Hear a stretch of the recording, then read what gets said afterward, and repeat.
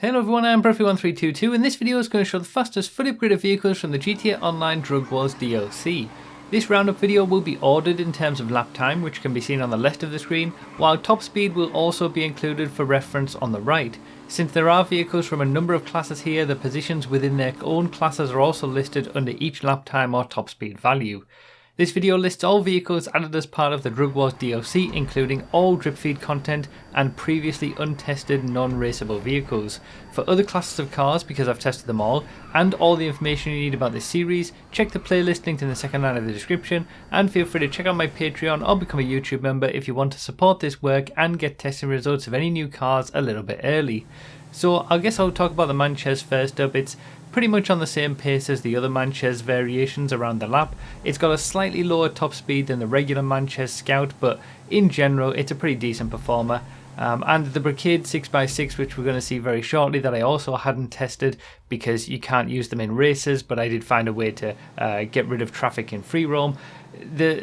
So that's how I was able to test both of them. And the Brigade 6x6 is slightly faster than the regular Brigade, which it is to be expected because basically it's a carbon copy in every way of the regular Brigade in terms of handling, except the 6x6 gets access to upgrades like the engine, transmission, turbo, things like that. Other than that, it's exactly the same as the regular Brigade. So yeah, nothing to write home about with these. You can't sort of use them in races anyway, but testing them for completeness. And I think that kind of is the same story for most of the vehicles in this DLC. There was nothing really to write home about with most of them. They were all kind of middling in terms of their performance in their classes. Nothing really stood out. Things like the Broadway that we see here, which is 13th place for the entire DLC, 58th place in muscle for lap time, 64th place for top speed. And it was kind of a similar story for most of the cars in this DLC. Just nothing special. It felt like, some nice cars to have. Obviously the Broadway and the Eudora, for example, are two nice models and nice cars to have finally in the game. But when it came to sort of lap time performance, top speed performance, or just generally how the cars are, I mean, we've got sort of over 700 vehicles in the game at this point. It's very difficult for vehicles to wow us anymore, I guess. And also, especially with some of the sports cars and muscle cars, it feels like we just get a lot of the same car over and over again repeated. I guess the Tulip M100, it's a little bit unique, but nothing that special, and that's just how this DLC's been. So the other vehicle that I hadn't tested up to the point of this video was the Boer. I was away last week when it was released, so that's included in this video as well. And we're going to be seeing it very shortly because it falls into 10th place for the DLC as a whole, with a top speed, with a lap time of 1 minute 10.7, which puts it in a pretty middling position for the off-roads class once again, and a top speed of 112.5, which isn't very fast. But it is good enough for 4th place in the off-roads class because off-roads don't have very many high top speed cars. It is still a good 10 mile per hour off the Vagrant, which is the best in terms of top speed for the off-roads class, and a good 6 to 7 seconds per lap down on the top cars for off-road racers. And it's not even that good off-road either, since it doesn't have a very good off-road traction loss, and it doesn't even have the bush immunity flag that a lot of off-road vehicles do. So yeah, again, middling car, nothing to write home about. And something that I said for the previous DLC's roundup video for Criminal Enterprises was that we had 18 new vehicles in that DLC, and it took us 4 months to get them all, and I was talking about how it was such a painful drip feed, and this has been exactly the same. There were 18 vehicles in this DLC, and it's taken us 4 months for the DLC to be complete and the drip feed to be giving us all of the cars. And I guess this is just a new way that Rockstar are doing it now. The Issy Rally here, by the way, again, another middling car, but we do get the HSW version in a few moments, which was probably one of the only standouts in terms of the vehicles in this DLC. But again, I'll reiterate what I said, because we've also had to deal with the fear of missing out bollocks that they've done this time, where they remove cars or only release them for a week. That's horrible. That's even worse now. It seems like every single DLC, the drip feed is getting worse and worse and worse. But I still maintain that you know, if they want to stretch it out for 4 or even 6 months with 18 cars, just do a monthly release schedule. Give us 3 cars at the start of every month, plus, you know, the other stuff that they chose to drip feed in terms of the new garage, the ability to change our vehicle license plates with the website, all these extra missions that they've had. You know, bundle it all together at the start of a month and make make it sort of like a little mini DLC drop at the start of every month, rather than trying to stretch out a small amount of content, which is natural because they're moving on to, you know, working on GTA 6 and winding things down, but they want to keep supporting it.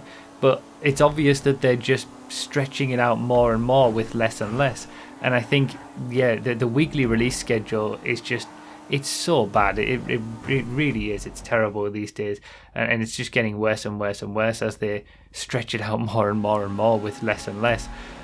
So yeah, Issy Rally in 5th place, the HSW version, obviously only available to PS5 and Xbox Series X users.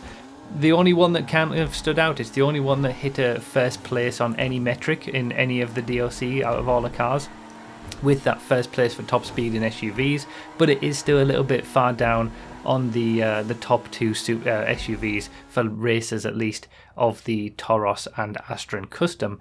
The best sports car from the DLC was the 300R. We got it very early on and it remained to be the best. All of the others were slower than it, but again, only 33rd place and 38th place respectively for lap time and top speed. Again, and it's the best sports car we got for the DLC, but it's a fairly middling sports car in terms of performance.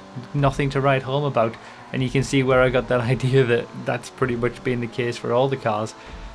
To be fair, there's been some interesting cars in this DLC, and at least they haven't been bad as such, apart from the Entity MT. That was the one that probably you could say was a definite disappointment. Obviously its lap time was pretty poor in its regular form. Its top speed is okay, but certainly not the best.